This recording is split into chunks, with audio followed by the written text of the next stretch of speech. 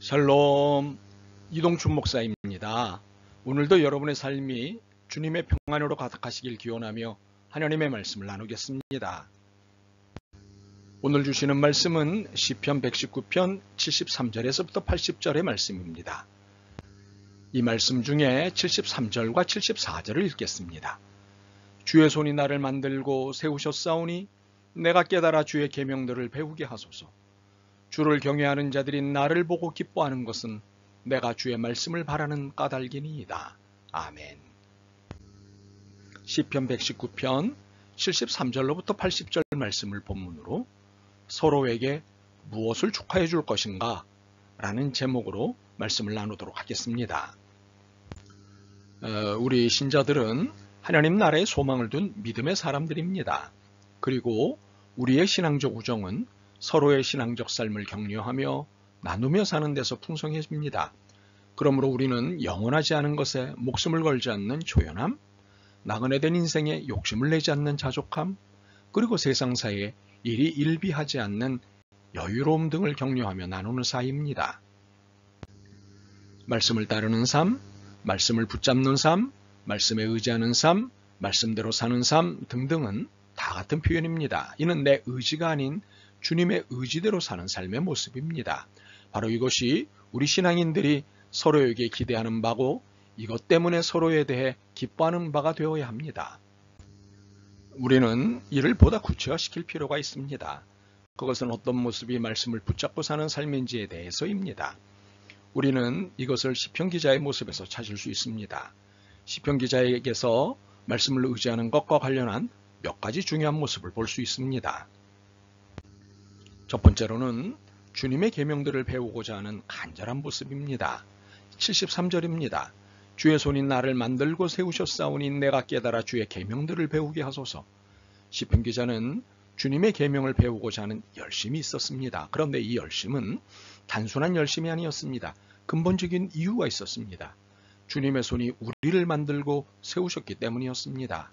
주님이 우리의 오장육부, 마음과 생각 등 모든 것을 만드셨고 사람으로 세우셨기에 우리의 모든 것을 다 아신다는 사실에 있었습니다. 시편 139편은 이 사실을 가장 정확하게 표현하고 있는 바 주님은 나를 지으신 분이십니다. 그렇게 나를 가장 정확하게 아십니다. 그러므로 주님의 계명, 주님의 말씀을 배우는 것이 도리이자 삶의 해답이 되는 것입니다. 두 번째로는 주님의 말씀에서 위안을 얻고자 하는 모습입니다. 75절로부터 77절입니다. 여호와여 내가 알거니와 주의 심판은 의로우시고 주께서 나를 괴롭게 하심은 성실하심 때문이니이다. 구하오니 주의 종에게 하신 말씀대로 주의 인자하심이 나의 위안이 되게 하시며 주의 긍휼이 여기심이 내게 임하사 내가 살게 하소서. 주의 법은 나의 즐거움이니이다. 시편 기자는 주님이 어떤 분인지를 바르게 알고 있었습니다.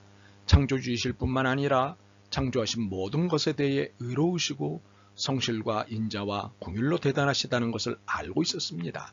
그렇기 때문에 주님에 대해 그 어떤 오해도 없었습니다. 주의 심판은 의로우시고 주께서 나를 괴롭게 하시면 성실하심 때문이니이다. 많은 경우 어려운 일을 만나면 주님을 오해하곤 합니다. 주님이 나를 버리셨나? 주님은 나를 외면하시는가?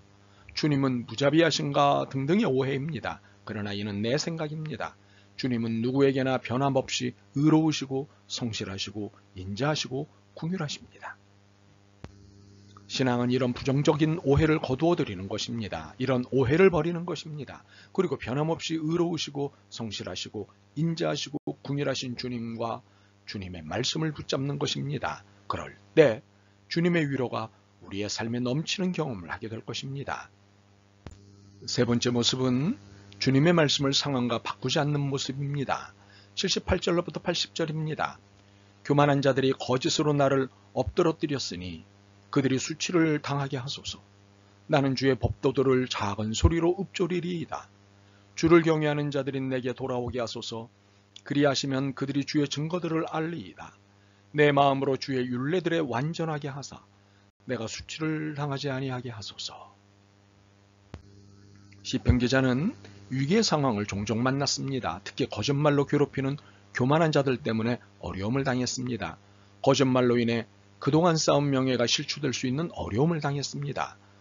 만약 우리 같으면 이런 경우 어떤 대처를 했을까요? 보복의 원리로 대응하지 않았을까요? 이에는 이, 눈에는 눈으로 말입니다. 혹은 힘 앞에 비굴하지 않았을까요? 강에는 약으로, 약에는 강으로 말입니다. 그러나 이런 대처 방식들은 상황적 대처 방식이지 원리적이 아닙니다. 그러므로 이것은 성경적이지도 않고 신앙적이지도 않습니다. 어떤 경우에도 믿음과 소망과 사랑의 법을 떠나지 않는 것이고 신앙의 주요 가치들을 붙잡는 것이 성경적이고 신앙적입니다. 80절입니다. 내 마음으로 주의 율례들을 완전하게 하사 내가 수치를 당하지 아니하게 하소서.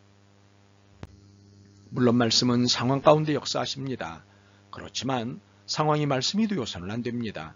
상황에 따라 말씀 적용이 달라지는 것은 인간 편의적 태도이지 하나님의 뜻은 아닙니다. 그러므로 주님의 말씀을 사사로운 상황으로 풀어서는 안 됩니다. 베드로후서 1장 20절과 21절입니다. 먼저 할 것은 성경의 모든 예언은 사사로이 풀 것이 아니니 예언은 언제든지 사람의 뜻으로 낸 것이 아니요 오직 성령의 감동하심으로 받은 사람들이 하나님께 받아 말한 것입니다. 이처럼 시편 기자에게는 주님의 계명들을 배우고자 하는 간절함, 주님의 말씀에서 위안을 얻고자 함, 주님의 말씀을 상황과 맞바꾸지 않음이라는 신앙의 지조가 있었습니다. 바로 이것을 그의 신앙의 길동무들이 기뻐하였던 것입니다. 그렇다면 우리가 신앙의 길동무들인 교회 공동체의 성도들에게 기뻐해 주어야 할 것은 무엇일까요? 부자된 것, 취직한 것, 입학한 것, 일이 잘 풀린 것, 집을 산 것, 물론 기뻐해주고 축하할 일입니다. 그러나 이 축하가 주님의 말씀대로 살아가는 것을 기뻐해주는 것보다 크지 않았으면 좋겠습니다. 말씀대로 살지 않으면서 이렇게 된 경우 축하는 할 수 있지만 진심으로 기쁘지는 않습니다. 그러나 말씀대로 살았기에 이런 은총들을 만났다면 진심으로 기뻐할 수 있습니다. 어떻게 보면 편협해 보이지만 이것이 신앙적입니다. 그렇게 우리가 서로에게서 주님의 계명들을 배우고자 하는 간절함, 주님의 말씀에서 위안을 얻고자 함, 주님의 말씀을 상황과 바꾸지 않음이라는 신앙의 지조를 볼 수 있었으면 좋겠습니다. 아멘. 주님, 말씀대로 산다는 것이 힘들지만 그럴수록 더욱 애쓰겠습니다. 말씀을 따라 함께 사는 신앙의 길동무의 삶을 살겠습니다. 신앙의 지조를 지키겠습니다. 도와주옵소서. 예수 그리스도의 이름으로 기도드립니다. 아멘. 오늘도 여러분의 믿음과 삶을 응원합니다. 사랑합니다.